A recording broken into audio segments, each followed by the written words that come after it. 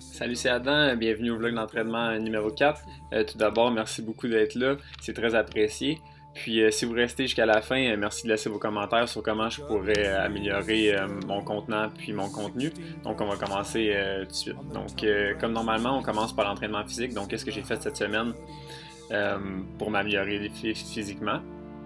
Ensuite de ça, on va aller voir le concept de psychologie sportive que j'ai étudié cette semaine puis que j'ai fait un effort d'appliquer dans ma vie.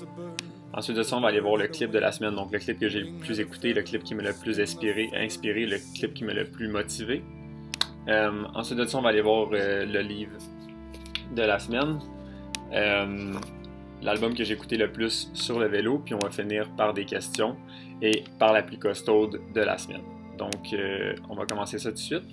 Donc, l'entraînement cette semaine, c'était un peu les mêmes objectifs que la semaine passée. Donc, j'avais comme objectif de rester en santé, ça c'est le premier, avec la température du Québec, puis les compétitions qui sont vraiment loin, ça donne rien de tomber malade, donc ça c'est le premier objectif. Puis la deuxième objectif, c'était vraiment de travailler l'explosivité, désolé. Donc j'avais 3 workouts spécifiques sur le trainer cette semaine. Donc le premier workout, c'était un max power workout. Donc l'objectif, c'était pas vraiment, je vous dirais, d'augmenter le power. C'était vraiment de réaliser le workout d'une façon plus facile, si on veut, donc plus en contrôle, parce qu'on doit se rappeler que dans une course, le but, c'est pas juste d'être capable de suivre, mais c'est d'être capable de suivre avec la conscience, puis l'habilité de prendre les bonnes décisions. Donc, on doit pas être au maximum si on va être capable de jouer la course stratégiquement. Donc, comme je vous dis, j'avais 3 workouts spécifiques sur le trainer. Ça, c'était vraiment vite, donc des 5 à 10 secondes sprint maximum. Le workout 1, c'était des 1 minute, donc 1 minute on, 1 minute off. Question vraiment de travailler la capacité de récupération. Puis, j'ai fini ça avec un workout juste steady, donc 140 BPM, juste mettre la pression sur les pédales. J'ai fait 2 long rides dans la semaine. Je me suis vraiment arrangé pour que ça tombe durant des journées que la météo était tolérable, si on veut. En novembre, je veux dire, c'est vraiment facile d'avoir du 2 degrés avec la pluie, donc c'est pas ça que je recherchais.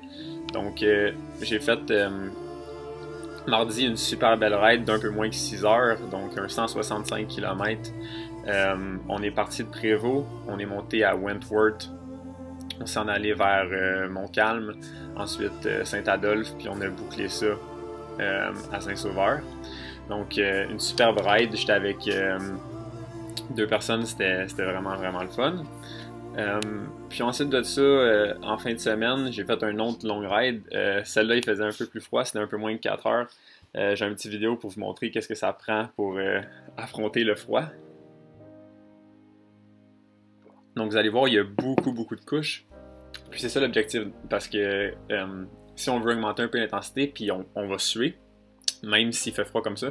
Donc notre but, c'est que même si on sue, on gèle pas lorsqu'on descend les côtes, parce qu'on est tout mouillé.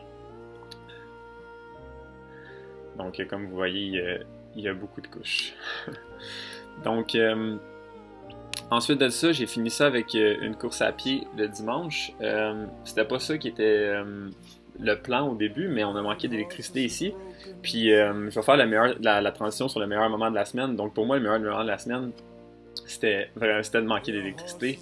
Je veux dire, c'est peut-être anti-intuitif, mais ça m'a vraiment permis de réaliser, premièrement, à quel point la technologie elle vient entre nous et notre capacité d'avoir des belles relations dans la vraie vie, pas sur Internet. Donc c'était fou, là, ça m'a permis de parler avec mes proches, comme ça faisait vraiment longtemps que je n'avais pas parlé avec eux. On a joué aux jeux de société. Puis en plus de ça, je suis allé souper et déjeuner chez ma famille, puisque on ne pouvait pas se faire à manger ici à la maison. Donc, c'est ça, j'ai décidé de changer un peu mon workout parce qu'on avait un déjeuner à 10h. Donc, j'ai couru le matin, puis j'en ai profité pour inclure mon père. Je pense que c'est vraiment important surtout en off-season, d'inclure les personnes qui sont importantes dans votre développement. Puis je pense que l'off-season, c'est parfait pour faire ça. On était supposé d'aller juste courir relax, mais ça servirait à une compétition, à une vraie course. Puis j'ai fini ça le soir avec un easy spin, juste question de dégourdir les jambes un peu. Courir à haute vitesse, c'est très bon pour pas avoir de jambes pour les 5 prochains jours. Donc je me suis assuré de faire un mini easy spin en soirée. Donc c'est ça à peu près pour la semaine. En termes de TSS, ça nous donne 600 TSS. Et une semaine d'un peu plus de 20 heures, un peu moins que 18 heures sur le vélo. Donc rien d'extraordinaire, mais on reprend quand même un peu le volume. Puis finalement, en termes de récupération, c'était pas mal la petite routine. Donc des massages et des étirements du haut du corps et des massages et des étirements du bas du corps, dépendant des jours. Qu'est-ce qui concerne la musculation? Je l'ai divisé en 2 parties. Donc, j'avais de la musculation qui était vraiment plus focusée sur le core, donc la stabilité. Mais j'avais aussi une musculation focusée vraiment sur l'explosivité. Donc, tout ce qui est saut, tout ce qui est exercice avec des poids. Donc, juste question, l'hiver, je pense que c'est un des seuls moments qu'on a l'opportunité de builder un peu de la force. Puis, puisque je travaille sur les sprints, je pense que c'était le meilleur moment. On va aller au conseil de psychologie sportive, donc l'entraînement mental de la semaine. Cette semaine, c'est le contrôle. Donc, je vais vous le lire, puis prenez des notes si vous avez intérêt, puis je vous encourage à bien écouter. Contrôle. Sois sage. Différencie en ce qui est en ton contrôle et ce qui ne l'est pas. Avec l'expérience et les connaissances acquises, deviens un expert pour faire la différence. N'engage avec aucune pensée concernant des choses qui sont hors de ton contrôle. Remarque, accepte et laisse aller toutes les pensées qui concernent des circonstances sur lesquelles tu n'as aucune influence. Cela te fera économiser une énergie mentale précieuse. Par la suite, assure-toi d'investir cette nouvelle tranquillité d'esprit dans la réflexion, la planification et la réflexion profonde. Vise l'objectif moral en sélectionnant toujours la réponse optimale. Tu dois autant que possible laisser tes valeurs guider tes réactions envers chaque stimulus. Entraîne-toi à recentrer ton esprit et retrouver ton calme, avec chaque événement de ta vie qui te pousse à te plaindre. Par conséquent, entretiens une pratique constante et vois à quelle vitesse tu es en mesure de recentrer ton attention. Un mantra que je vous propose et que j'utilise beaucoup, c'est j'ai la sérénité d'accepter les choses que je ne peux pas changer, le courage de changer celles que je peux et la sagesse de connaître la différence. Donc, je vous encourage à prendre ce concept-là puis à l'appliquer dans vos choix à chaque jour. Le clip de la semaine, c'est à propos de la UFC encore. C'était Stephen Wonderboy Thompson. Il avait perdu ses 2 combats avant ce combat-là qui vient de gagner. Puis il était vraiment au mur parce que comment ça marche dans la UFC, si tu perds 3 combats de suite, il ne t'offre pas un autre contrat. Donc pour lui, à 37 ans, ça rimait avec la retraite. Donc, comme je dis, il était vraiment dos au mur et le stress était vraiment élevé. Puis ça, c'est son entrevue après le combat. With that being said, how much was riding on this fight as far as your future? I would say a lot. I mean, after a third loss wouldn't be pretty good, especially in the UFC's eyes. You know, I've seen guys get booted out with less than that. So all this stuff is going through your head. But for me, that's just like, man, that shouldn't be in my head. You know, that negative stuff shouldn't be there. So every time that would pop in my head, I would fill it with something positive. You know, I'm gonna go out there and win this thing. I'm gonna end this fight with my hand raised.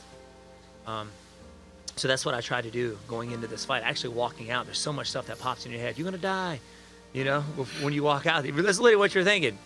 And I'm wishing like an asteroid comes down and blows the place up, so I don't have to fight. You know, all this stuff is going through your head. It's like it's crazy. And I've got close to almost 80 fights, and every time I step out there, it's the same. But I think when that goes away, maybe I need to hang it up. You know what I'm saying? So those nerves definitely help you when you're out there. But I try and fill those negative thoughts with something positive for sure. Donc, wow.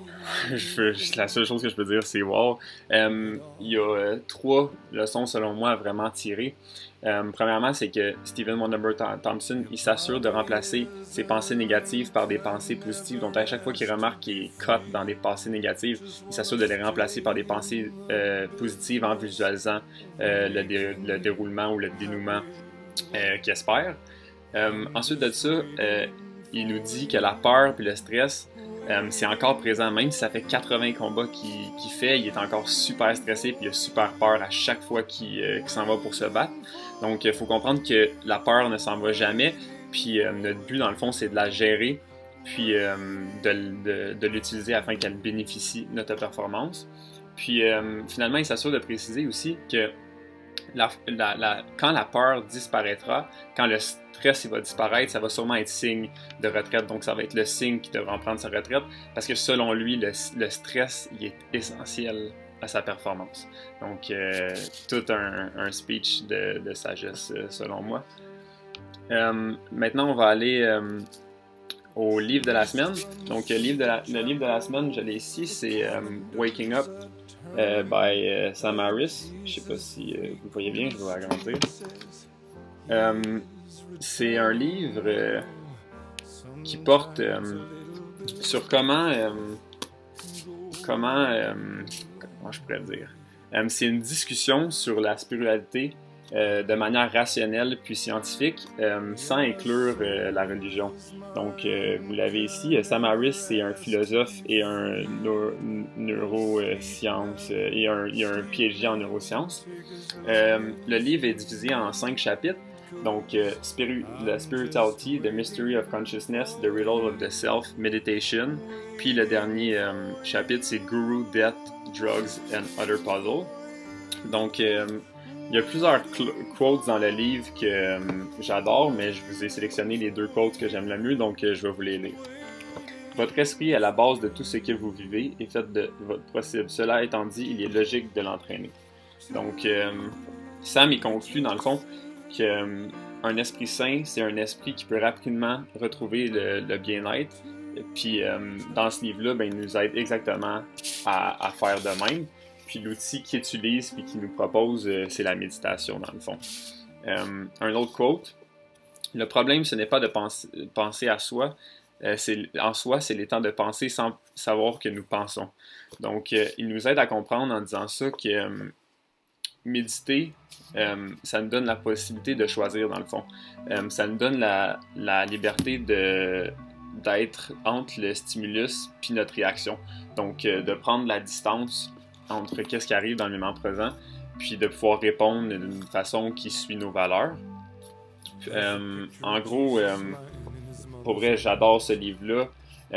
C'est une excellente lecture selon moi, puis l'écriture de Sam Harris est vraiment intelligente, claire, puis directe. Donc, je vous le propose. Puis, Waking Up de Sam Harris. Ah, je l'ai signé en envoi là? Non, c'est vrai. L'album de la semaine, c'est le nouvel album de Nick Cave and the Bad Seed, Ghosting. Comment je pourrais dire ça? C'est vraiment un album qu'il faut prendre le temps d'écouter. Dans ce cas-là, c'est pas comme les autres. C'est pas un album que j'ai écouté vraiment sur le vélo. Je l'ai écouté sur le spinner quand j'avais une longue ride, puis c'était vraiment, vraiment relax. Donc j'ai eu le temps de sortir les lyrics puis de vraiment apprécier l'album. Je pense qu'il peut vraiment être apprécié quand on a une grande attention envers l'album. Je veux dire, les mélodies sont plus grandes que la nature, puis la performance puis les lyrics de Nick Cave, il nous donne des frissons, puis ça nous fait vraiment, vraiment réfléchir. L'album, comment je pourrais le décrire dans le fond, c'est vraiment une méditation complexe qui porte sur la mortalité, la peine, puis la douleur émotionnelle. Donc, je vous encourage fortement à l'écouter si c'est quelque chose que vous pensez qui peut vous intéresser. Finalement, on va aller aux questions de la semaine. Donc, je vais ouvrir ça sur mon iPhone. Je les ai ici. Donc, première question. C'est David qui nous pose comment se détendre avant une course. Je te dirais premièrement que le but principal, selon moi, c'est pas vraiment de se détendre, mais bien d'utiliser le stress à notre avantage. Fait que donc, comment moi je fais ça? Quand je me sens stressé, je me rappelle de visualiser mes moments forts, donc des performances où j'étais vraiment, vraiment à mon meilleur. Ensuite de ça, je ramène tout le temps mon focus sur qu'est-ce qui est important dans le moment. Donc, what's important now? Donc, qu'est-ce qui est important dans le moment pour que je gagne le prochain moment? Donc, je focus aucunement sur des choses qui sont hors de mon contrôle. Puis ben, finalement, je trouve vraiment que c'est une bonne question, donc on va y revenir dans un futur blog, David, si tu veux bien écouter les futurs blogs. Prochaine question. Tu manges quoi les jours avant une course? Les jours avant une course, j'essaie vraiment de diminuer les fibres, puis de vraiment me concentrer sur une diète qui est haute en glucides pour m'assurer que mes réserves de glycogène sont vraiment optimales quand la course arrive. Prochaine question. C'est d'Olivia. Qu'est-ce que tu penses des athlètes vegan? Ben, tout d'abord, je voulais te remercier pour être vegan. C'est vraiment un geste environnemental, je pense, qui est sain. Puis en plus, merci de ton éthique envers les animaux. Honnêtement, je crois que ça demande une vraiment grosse discipline puis une grande connaissance de l'athlète en matière de nutrition. Mais je pense que ça se fait. Puis, comme que je dis, il faut juste vraiment savoir qu'est-ce qu'on fait. Personnellement, je le suis pas, mais si vous l'êtes, je vous admire. Finalement, David, il me pose la question: keto de façon périodique, stratégiquement, selon le planning ou la race? Personnellement, moi j'aime ça, diminuer mon apport en carbs lorsque j'ai vraiment du haut volume puis pas beaucoup d'intensité. Ça permet à mon corps de vraiment s'accommoder à utiliser plus les gras. Mais pour être honnête avec toi, j'ai jamais expérimenté avec une vraie diète cétogène, donc je pourrais pas vraiment te dire personnellement comment une expérience.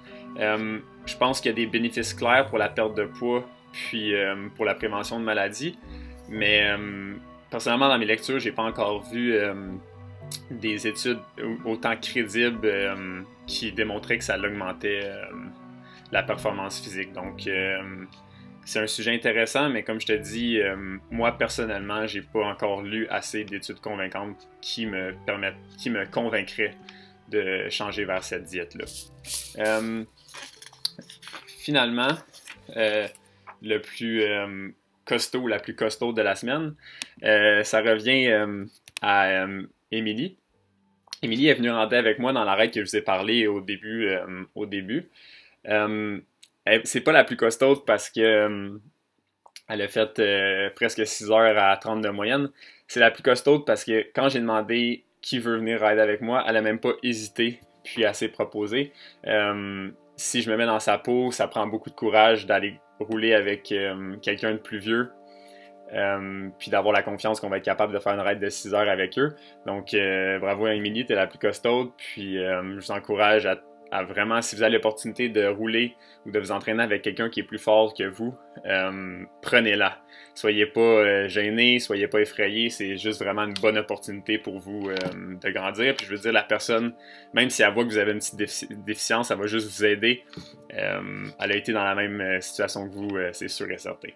Donc, c'est pas mal ça pour le blog de cette semaine. Merci beaucoup d'avoir écouté jusqu'à la fin. Comme normalement, vous pouvez commenter, aimer, partager, puis vous abonner si vous voulez voir les prochaines vidéos.